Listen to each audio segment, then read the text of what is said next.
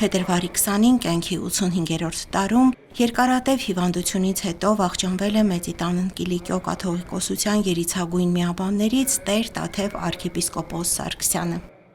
Նորին Սուրբ Օծություն Գարեգին II ամենայն հայոց կաթողիկոսը եւ Մայրաթոր Սուրբ Էջմիածնի միաբանությունը խորապես սգում են բարեհիշատակ Սրբազան հոր մահը եւ աղոթում նրա հոգու հանգստության համար։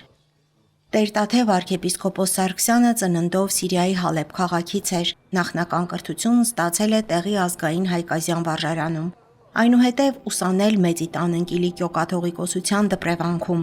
Սրբազան հայրը 1960 թվականին ձեռնադրվել է կուսակրոն քահանա, այնուհետև Լոնդոնի King's College-ում ուսումնառության ավարտին ստացել ծայրագույն վարդապետության աստիճան։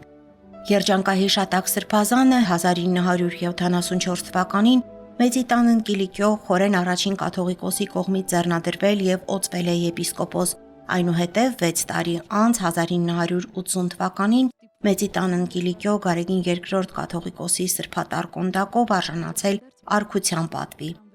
Մինչև 1995 թվականը Սրբազանը ստանձնել է մանկավարժական, վարչական եւ առաջնորդական տարբեր պաշտոններ, իր ծառայությունն է բերել Մեծիտան Կիլիկիո կաթողիկոսության իշխանության ներքո, այնուհետև տեղափոխվել է Հայաստան եւ վարչական եւ մանկավարժական պաշտոններ ստանձնել Մայրաթոր Սուրբ Էջմիածնում։